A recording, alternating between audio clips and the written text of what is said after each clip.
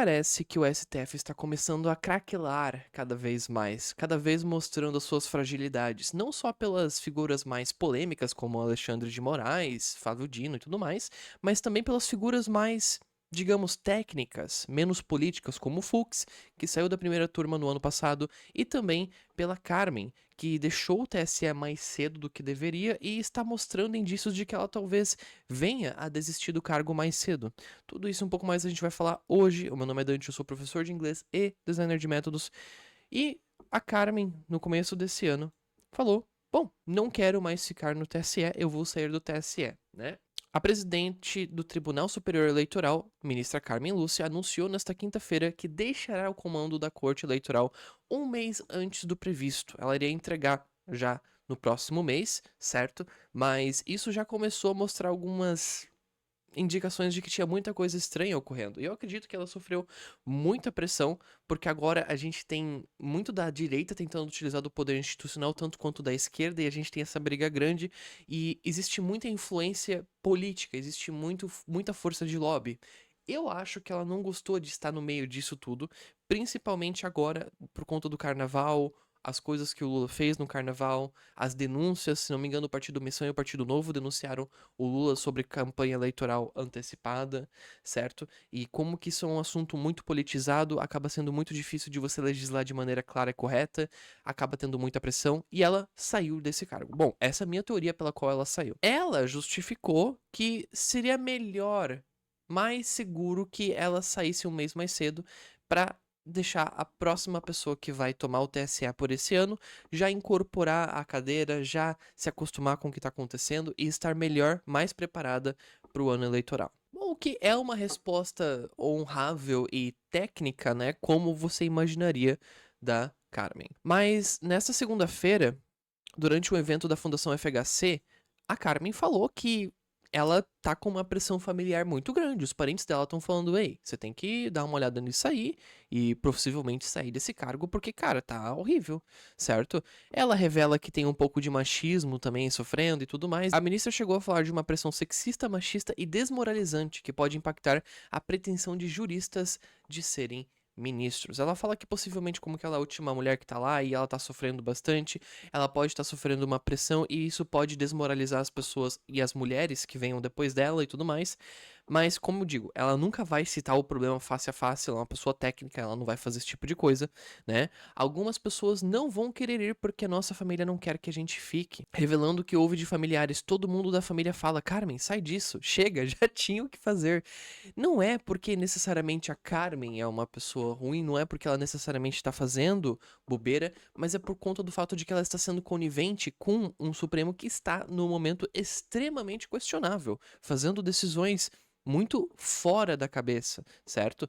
Essas decisões monocráticas que simplesmente eles podem tirar do chapéu e dar decisões que vão fora do escopo do poder deles, muitas vezes mostram que o STF parece que se tornou uma terceira força política à medida com que a esquerda foi perdendo o legislativo, à medida com que o executivo basicamente é uma piada no Brasil, o executivo tem muita pouca força no Brasil, então parece que nesses últimos anos o STF se tornou mais politicamente ativo, o que não é a função do STF. Pelo menos na minha visão, o STF está ali para analisar a Constituição e ler, fazer interpretações sobre o abstrato. A única ministra em atuação do STF, Carmen Lúcia, viu as pressões dos movimentos identitários falharem e o presidente Lula PT indicar Flávio Dino, Cristiano Zanin e agora o advogado-geral da União, Jorge Messias, para integrar a cúpula do judiciário. Isso que ela falou, na realidade, me faz pensar bastante sobre como que as indicações do Lula são péssimas. São indicações extremamente polarizadas e políticas. Não são indicações de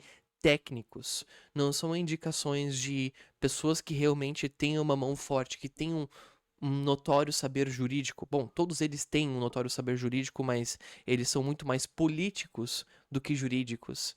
E as decisões deles também são muito mais políticas. Ui, meu Deus do céu. O Dino se autodeclara um comunista. Como que uma pessoa dessa está no STF, eu não sei. E só pra pincelar em cima dessa questão de movimento identitário, o Lula não dá a mínima pra identitarismo. Ele não paga pedágio pra isso. O PT não paga pedágio pra isso. O PT tá ali simplesmente pelo jogo de poder. Eles não precisam pagar pedágio para identitarismo porque a esquerda sempre vai votar neles de qualquer jeito. Aqui na matéria da UOL também relata a mesma fala dela, só que com um pouquinho mais de detalhe, e eu acho que aqui tem algumas coisas interessantes, olha.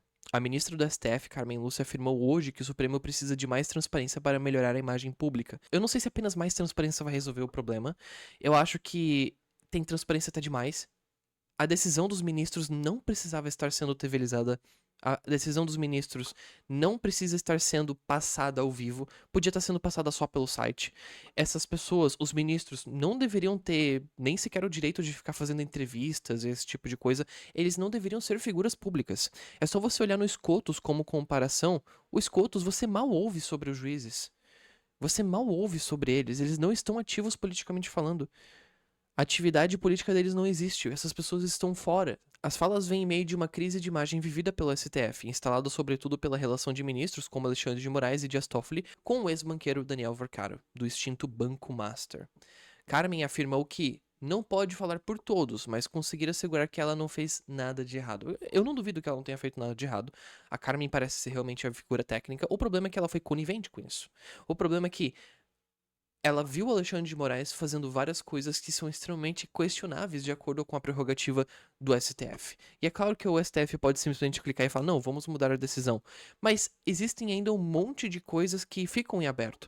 Vamos botar, por exemplo, a decisão técnica do ministro Fux. Quando o ministro Fux votou contra a prisão de Bolsonaro sobre o 8 de janeiro, ele fez uma análise técnica de não sei quantas, 300 páginas, e ele citou todos os problemas que tinham na investigação, certo? Seja a maneira com que eles trataram a jurisdição da última instância, seja como eles fizeram para botar o Bolsonaro na última instância mesmo, sendo que ele já não estava mais na cadeira, ou seja, ele não tinha mais prerrogativa de foro privilegiado. Tantas inúmeras decisões que foram simplesmente politicamente motivadas para conseguir prender ele, que facilitaram a prisão, que inclusive atropelaram todo o processo, que pelo amor de Deus, um processo que leva 5 meses desse tamanho, não faz o menor sentido. E nem só isso, vamos lá, vamos ver, você talvez não acredite em nada, você acha que tudo que aconteceu sobre o caso do Bolsonaro é justo. Você ainda tem todo o inquérito das fake news, você ainda tem todo o inquérito que foi simplesmente instaurado sem nenhum motivo bem estruturado, que foi simplesmente utilizado para perseguir pessoas do qual o Xandão não gostava. Tome, por exemplo, a situação do Monark. Como que o Monark teve basicamente toda a vida dele perdida. Banco que foi congelado, contas da qual ele não teve acesso a dinheiro, multas milionárias, por uma coisa que agora o Ministério Público está decidindo que sim, não houve nenhum tipo de apologia a ideologias extremistas. Ou seja, sim, houve uma perseguição utilizada e a principal ferramenta de perseguição foi o STF. E no meio de tudo isso, Carmen Lúcia estava conivente. E olha só, isso aqui me deixa muito de cara, isso aqui é muito impressionante. Olha a diferença entre água e vinho da Suprema Corte norte-americana, que é SCOTUS, com o STF brasileiro. Hoje, 13 de abril, eu tenho 1.056 processos. Carmen Lúcia está falando isso, só ela. O Supremo tem pouco mais de 20 mil num caso inédito. Quantos pedidos de audiência de advogados eu tenho? 183 pedidos. Eu presido o eleitoral. STF, eu tenho 3 sessões por semana no Supremo, sessões eleitorais. Gente, isso é muitos casos. Para ficar em última instância, tem muito caso em última instância. Quantos casos que o SCOTUS tem? Vamos lá. O Supremo inteiro, o SCOTUS inteiro, tá? Todas as pessoas, todas as cadeiras do SCOTUS, eles analisam em torno de 60 a 80 casos por ano. Todos eles, tá? Todos eles. É muito diferente. E sim, eu sei que o Supremo brasileiro e o Supremo americano, eles vêm de ideias diferentes, eles vêm de conceitos diferentes, mas o ponto que eu quero botar é que o Supremo não deveria estar analisando casos concretos, e sim casos abstratos. Eles não deveriam estar olhando para todos esses casos e sendo, inclusive, né, um piso de lobby para fazer com que ministros do Supremo venham a virar, tipo, milionários, né? Toma, por exemplo, o próprio Alexandre de Moraes, que aí tem contratos milionários, que não fazem o menor sentido na sua família. Isso não deveria estar acontecendo. Quem quer participar do STF não vai virar rico. Você com um salário de 40 mil reais, você não vai conseguir fazer horrores. E tá tudo bem. Porque isso não é uma função de arrecadar dinheiro, de conseguir um dinheiro absurdo. Isso é uma função que você pega porque você gosta da sua profissão, porque você respeita a Constituição brasileira e porque você quer melhorá-la. Agora, Claramente não é isso que está acontecendo, e é por isso que eu falo, talvez uma simples mudança na transparência não seja a solução certa. Talvez a gente precise uma mudança completa na Constituição.